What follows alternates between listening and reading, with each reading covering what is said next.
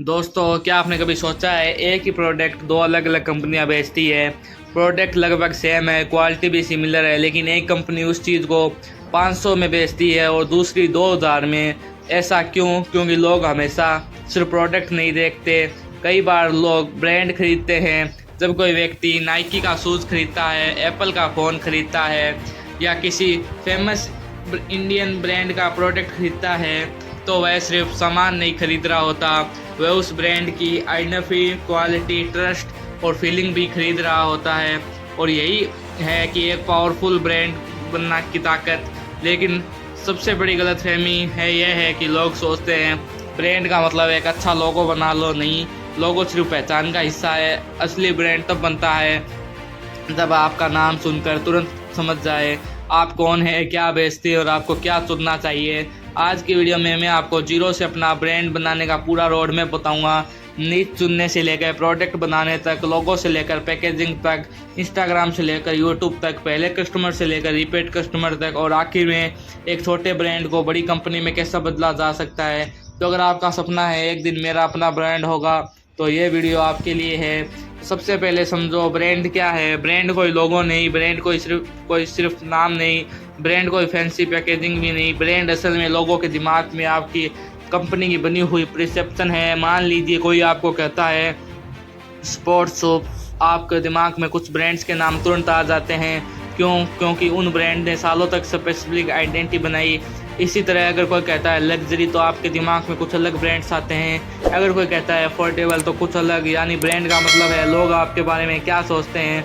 अब सवाल है, आप चाहते हैं कि लोग आपको ब्रांड को किस चीज़ के लिए याद रखें? Affordable, premium, fast, healthy, stylish, reliable, इनोवेबल, यही आपका ब्रांड पोजीशन हो सकता है। अब जानते हैं सबसे पहले प्रोडक्ट नहीं, मार्केट लोग क्यों सुनते हैं। अब मान लीजिए आपने तय किया मैं अपना ब्रांड शुरू करूँगा, सबसे पहली गलती क्या होगी? सीधे प्रोडक्ट खरीद लेना, कपड़े खरीद लेना, परफ्यूम खरीद लेना, शूज़ खरीद लेना और फिर सोचना अब इन्हें बेचें किसको। गलत अप्रोच है। सही अप्रोच ये होगी, पहले मार्केट, फिर प्रॉब्लम, फिर प्रोडक्शन। जैसे आप देखते हैं कि कॉलेज स्टूडेंट को अफोर्डेबल लेकिन स्टाइलिश बैग चाहिए। अब आपने एक स्पेसिफिक ऑडियंस की आइडेंटिटी कर ली, कॉलेज स्टूडेंट्स, उनकी प्रॉब्लम है स्टाइलिश बैग, अफोर्डेबल और यूजफुल बैग। अब आपका ब्रांड उसी प्रॉब्लम को सॉल्व कर सकता है। यानी आपको शुरुआत में पूरी दुनिया को कस्टमर बनाने की ज़रूरत नहीं है, बल्कि एक सफिशिएंट ऑडियंस को बहुत अच्छी तरह समझिए। आपका पहला सवाल होना चाहिए मेरा कस्टमर कौन है, उसकी एज क्या है, उसकी ज़रूरत क्या है, वह कितना खर्च कर सकता है, वह ऑनलाइन कहाँ रहता है, वह कौन से ब्रांड पसंद करता है, और सबसे इम्पोर्टेंट वह अभी कौन सी प्रॉब्लम फेस कर रहा है। अब जानिए ऐसी नीच चुनो जिसमें पैसा भी हो। अब नीच चुनने की बारी। आप ऐसा मार्केट चाहते हैं जहाँ डिमांड हो, कॉम्पिटिटिव हो, लेकिन एंट्री पॉसिबल हो और कस्टमर प्रोडक्ट के लिए पैसा खर्च करने को तैयार हो। जैसे fashion, beauty, fitness, food, stationery, home products, pet products, accessory, digital products, education, technology related product. लेकिन कंपटीशन देखकर डरना नहीं। कंपटीशन का मतलब कई बार यह भी होता है कि मार्केट में कस्टमर मौजूद है। अगर कोई कैटेगरी बिल्कुल खाली है तो दो पॉसिबिलिटी है, या तो आपने नया अपॉर्चुनिटी खोजा है या फिर वहाँ डिमांड ही नहीं है। इसलिए मार्केट रिसर्च ज़रूरी है। देखिए लोग क्या खरीद रहे हैं, रिव्यू में लोग किस प्रॉब्लम की शिकायत कर रहे हैं, कॉम्पिटिटर क्या बेच रहे हैं और आप उनसे क्या बेहतर कर सकते हैं। अब आगे जानते हैं ब्रांड नेम रखना। ब्रांड नेम ऐसा रखो जो याद रहे। अब आता है ब्रांड नेम। नाम छोटा होना अच्छा है, लेकिन सिर्फ छोटा होना ज़रूरी नहीं। नाम याद रखने में आसान हो, बोलने में आसान हो, लिखने में आसान हो, आपकी नीड्स के साथ फिट हो और आइडियली फ्यूचर में प्रोडक्ट कैटेगरी एक्सपेंड करने की गुंजाइश रखता हो। उदाहरण के लिए अगर आज आप सिर्फ टी शर्ट बेचते हो तो ऐसा नाम चुनना ज़रूरी नहीं कि नाम में टी शर्ट ही हो, क्योंकि कल आप हुडीज, शॉज, एक्सेसरीज या दूसरी कैटेगरीज में जा सकते हो। और एक बहुत इंपॉर्टेंट बात, ब्रांड नेम फाइनल करने से पहले अवेलेबिलिटी और application, trademark, domain, social handle, कॉन्स्ट्रेशन चेक रहिए।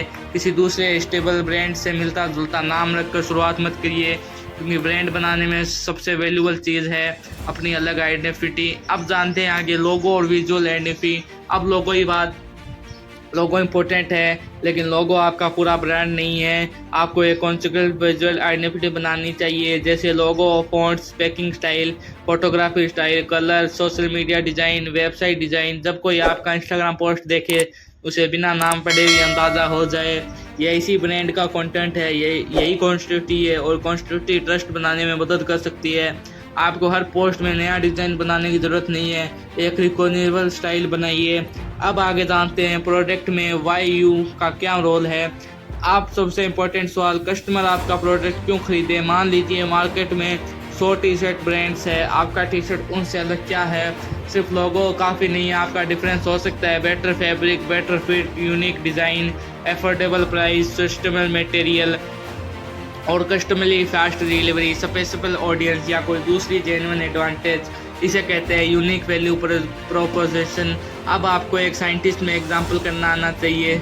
हमारा ब्रांड किसके लिए है और उन्हें हम क्या बेहतर देते हैं। अगर आप इसका जवाब नहीं दे सकते तो कस्टमर को भी समझ जाना मुश्किल होगा। अब जानते हैं प्रोडक्ट की क्वालिटी पर कंपैरिजन क्यों नहीं करना चाहिए। अब एक बहुत इंपॉर्टेंट बात, आपने शानदार लोगो बना लिया, इंस्टाग्राम पेज बना लिया, पैकेजिंग सुंदर बना ली, लेकिन प्रोडक्ट ख़राब है तो क्या होगा। पहला कस्टमर शायद खरीद ले, दूसरी बार नहीं खरीदेगा, और आज के सोशल मीडिया एरा में नेगेटिव रिव्यू में भी तेज़ी से फैल सकता है। इसलिए शुरुआत में क्वांटिटी से ज़्यादा क्वालिटी और कस्टमर एक्सपीरियंस पर फोकस करिए। प्रोडक्ट लॉन्च करने से पहले सैंपल्स मंगाइए, खुद टेस्ट करिए, फ्रेंड्स या टारगेट कस्टमर से फीडबैक लीजिए, पैकेजिंग चेक करिए, डिलीवरी एक्सपीरियंस चेक करिए और फिर लॉन्च करिए। याद रखिए, पहला कस्टमर सिर्फ पैसा नहीं देता, वह आपको ब्रांड को फीडबैक भी देता है। अब आगे जानते हैं प्राइसिंग कैसे तय करें। अब मान लीजिए आपका प्रोडक्ट तैयार है। अगला सवाल, प्राइस कितना रखें, बहुत कम प्राइस या बहुत ज़्यादा प्राइस। सिर्फ प्रोडक्ट कॉस्ट देख कर तय नहीं करना चाहिए, आपको देखना होगा product cost, packaging, shipping, platform, payment fees, marketing, return, tax, staff और आपका डिजायर प्रॉफिट मार्जिन। फिर मार्केट की प्राइसिंग देखिए, कंपटीशन क्या चार्ज कर रहे हैं, कस्टमर कितना पे करने को तैयार है। अगर आपका प्रोडक्ट 300 में तैयार होता है तो 310 में बेचने से शायद बिजनेस सर्टिफिकेट ना हो, क्योंकि बाकी कॉस्ट भी है। इसीलिए सेल्स प्राइस और प्रॉफिट एक चीज़ नहीं है। आपको यूनिटी लॉजिक समझनी होगी, एक प्रोडक्ट बेचने के बाद वास्तव में कितना पैसा बचता है, यही असली सवाल है। अब जानते हैं आगे ब्रांड को सोशल मीडिया पर कैसे बनाएं। अब ब्रांड तैयार है लेकिन लोग जानेंगे कैसे। यहाँ आता है content marketing, Instagram, YouTube shorts और दूसरे रिलेवेंट प्लेटफॉर्म्स। लेकिन सिर्फ प्रोडक्ट्स की फ़ोटो डालते रहना काफ़ी नहीं, आपको कंटेंट के अलग अलग टाइप्स बनाने चाहिए। एजुकेशन, आपके प्रोडक्ट से जुड़ी यूजफुल इन्फॉर्मेशन, एंटरटेनमेंट, ऐसा कंटेंट जिसे लोग देखना पसंद करें। स्टोरी टेलिंग, आपने ब्रांड क्यों शुरू किया, बिहाइंड द सीन प्रोडक्ट कैसे बनता है, customer stories, real experience, product demonstration, product इस्तेमाल करके दिखाइए, यानी पहले ऑडियंस को वैल्यू दीजिए फिर प्रोडक्ट दिखाइए। हर वीडियो में बाय नाउ चिल्लाने से ब्रांड नहीं बनता। अब जानते हैं personal brand plus product brand क्या है। अगर आप खुद ब्रांड शुरू करते हैं तो शुरुआत में आपका पर्सनल ब्रांड बहुत पावरफुल हो सकता है। आप कैमरा पर आ सकते हैं, लोगों को बता सकते हैं अपने बिजनेस शुरू क्यों किया, आपने प्रोडक्ट कैसे बनाया, पर पहला ऑर्डर कैसे मिला, पहली गलती क्या हुई, कस्टमर फीडबैक क्या आया। यानी लोग सिर्फ प्रोडक्ट नहीं आपकी जर्नी भी देखेंगे। और अगर आप खुद सामने नहीं आना चाहते तो अभी storytelling, creators, models, product promoters और कम्युनिकेशन कंटेंट से ब्रांड आइडेंटिटी बनाई जा सकती है। लेकिन शुरुआत में फाउंडरी स्टोरी ट्रस्ट बनाने में मदद कर सकती है। अब जानते हैं पहला कस्टमर कैसे लाए। अब सबसे मुश्किल मोमेंट, पहली सेल के लिए आपको हज़ारों फॉलोअर्स की ज़रूरत नहीं है। अगर आप आसपास के परसेंट कस्टमर से शुरुआत कर सकते हैं, फ्रेंड्स नहीं बल्कि टारगेट कस्टमर। अगर आपको प्रोडक्ट स्टूडेंट्स के लिए तो स्टूडेंट्स तक पहुंचिए, अगर जिम ऑडियंस के लिए तो फिटनेस कम्युनिटी में लीगल टाइम तरीके से मार्केटिंग करिए, अगर बिजनेस ओनर्स के लिए तो बिजनेस कम्युनिटीज़ और रिलेटिव कंटेंट चैनल से इस्तेमाल करिए। पहले 10 कस्टमर से फीडबैक लीजिए, फिर प्रोडक्ट इंप्रूव कीजिए, पैकेजिंग इंप्रूव करिए, वेबसाइट इंप्रूव कीजिए, ऑफर इंप्रूव करिए और फिर स्केल करिए। यानी पहले बेचो, फिर सीखो, फिर सुधारो, फिर स्केल करो। तो दोस्तों ये